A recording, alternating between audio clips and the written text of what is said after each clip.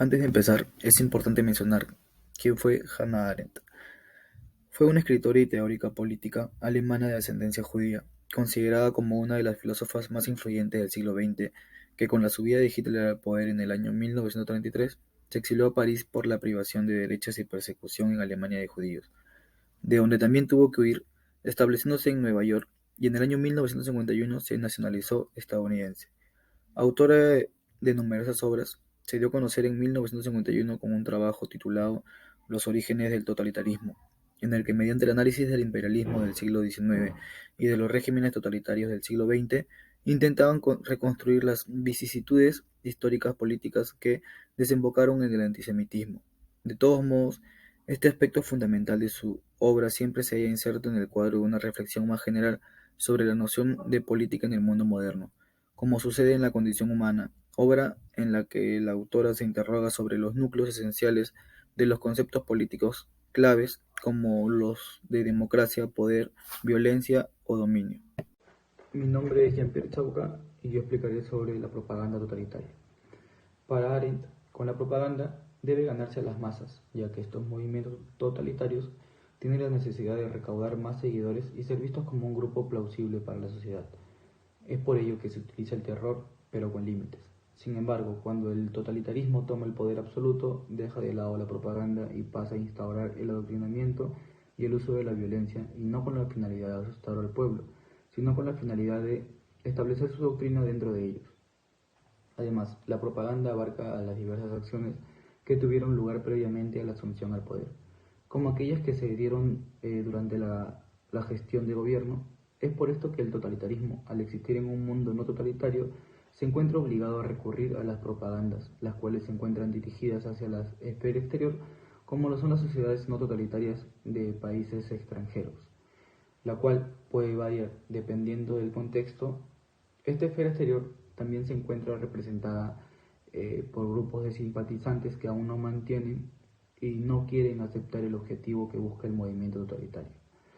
Finalmente, según Arendt, los movimientos totalitarios no crearon algo original, sino que copiaron las técnicas publicistas de Estados Unidos, técnicas que se utilizaban con fines comerciales. Y sobre esto, Arendt menciona que los nazis aprendieron tanto de las organizaciones de gángsteres estadounidenses como su propaganda aprendió de la publicidad comercial americana.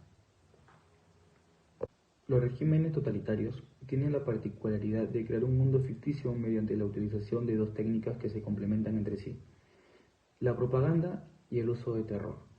Ambas ofrecen dos caras de una misma moneda. El terror sin propaganda perdería la mayor parte de su efecto psicológico, mientras que la propaganda sin terror supone el todo su impacto.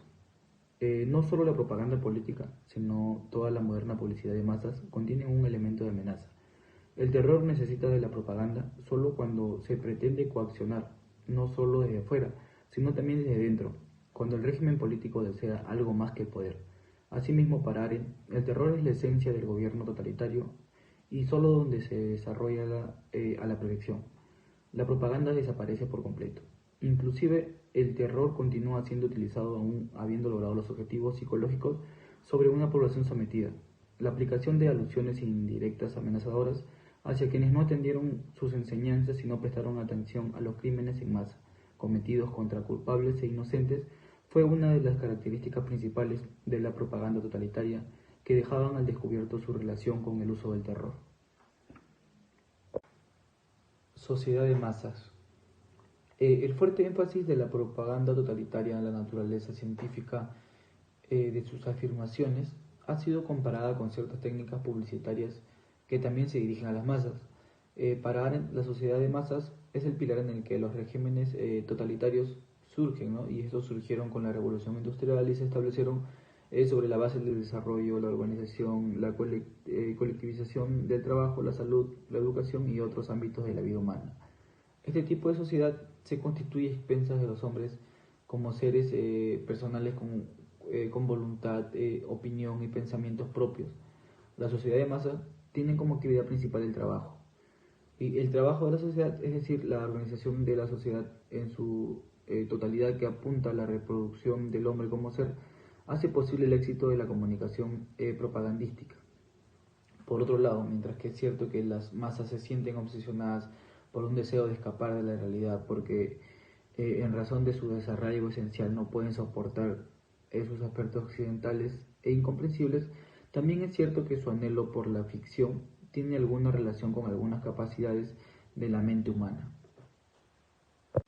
El uso del cientifismo, la lógica científica y la profecía son los métodos rectores que la propaganda implementa para reforzar el uso de las amenazas indirectas que complementan el terror. En este sentido, la función primera de la ciencia es la de curar todos los males de la existencia humana y transformar la naturaleza del hombre, naturaleza que el nazismo deseaba modificar. Es solo cuando el movimiento llega al poder que cesa la obsesión por las pruebas científicas.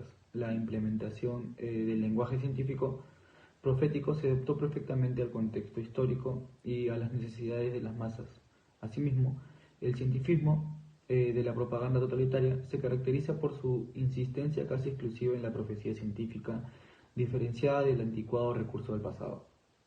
La propaganda totalitaria elevó el cientifismo ideológico a su técnica de formulación de afirmaciones en forma de predicciones a una altura de eficiencia de método y de absurdo de contenido, porque, demagógicamente hablando, difícilmente hay mejor manera de evitar una discusión que la de liberar un argumento del control del presente, asegurando que solo el futuro puede revelar sus méritos.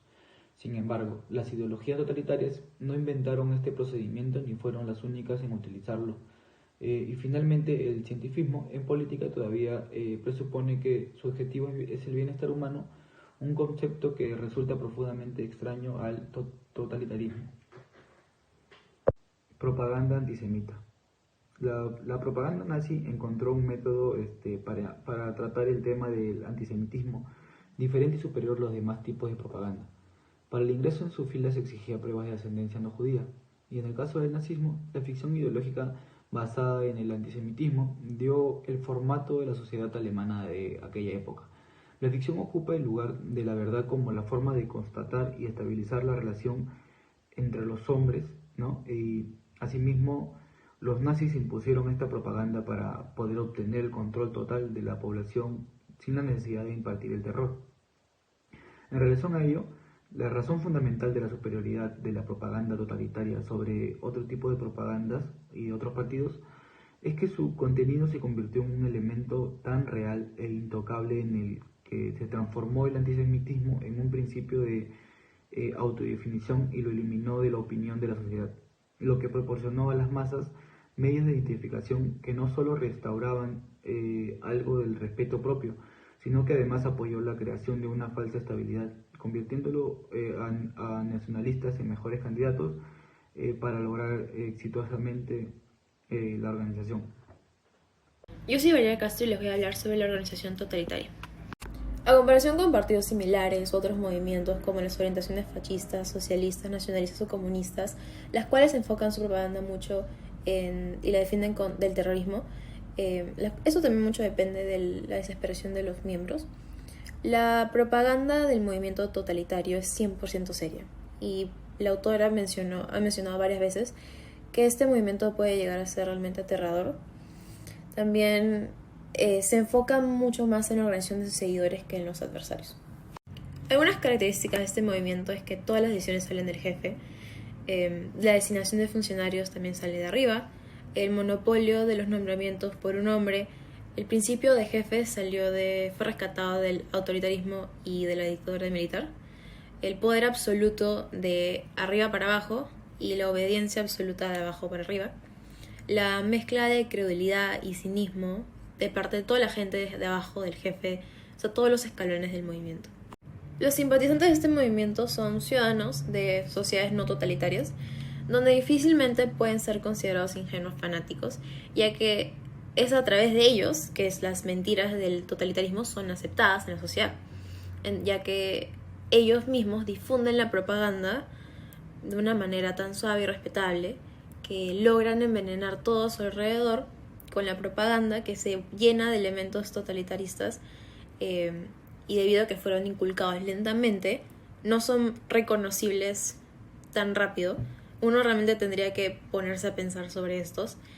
y parecen meras opiniones políticas, entonces logran engañar a todo el mundo exterior con la real finalidad del movimiento. Una de las pocas ventajas de este movimiento es que reduce el impacto del dogma de la división de campos hostiles, donde está el movimiento y que el movimiento se puede y debe luchar contra todos, lo cual esto genera una agresividad de regímenes de poder, y esto es lo que el movimiento evita con una jerarquía militante cuidadosamente graduada. También una ventaja es que puede ser repetido muchas veces, ya que el movimiento permite que se le añade capas y capas y capas de escalones y escalones constantemente, definiendo así nuevos grados de militancia sin fin. También es importante comprender que este carácter paramilitar se refiere a organizaciones profesionales dentro de los partidos, como lo serían maestros, profesores universitarios, técnicos, abogados, médicos, obreros. Por ejemplo, a diferencia de los bolcheviques, los cuales usaban estos recursos de profesionales para sus organizaciones frontales, los nazis le daban una importancia a la impresión de que todos los elementos de la sociedad se hallaban representados en todas sus filas, donde el objetivo final sería que todos sean simpatizantes del movimiento. Con respecto al derrocamiento directo del gobierno, esta es la tarea de minar activamente las instituciones existentes del gobierno. Cada grupo singular presenta el reto de que exige que el movimiento lo destruya. O sea, cada grupo tiene el instrumento de destrucción. Por ejemplo, los nazis, cuando conquistan el poder, se mostraron inmediatamente dispuestos a destruir las organizaciones existentes de maestros con una asociación de maestros de ellos. De igual modo, los existentes colegios de abogados con una asociación de abogados patrocinadas por los nazis. De este modo lograron cambiar la estructura general de la sociedad alemana. Dentro del movimiento, la violencia organizada es su barrera protectora alrededor de su mundo ficticio, ¿no?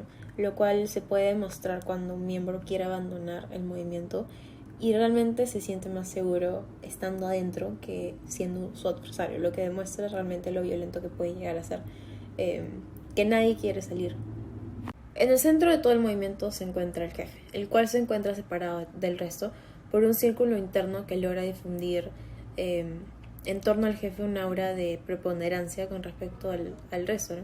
La posición de este jefe depende mucho de su capacidad de poder mantener a sus miembros más cercanos con intriga y de poder reemplazar este círculo cercano constantemente, ¿no?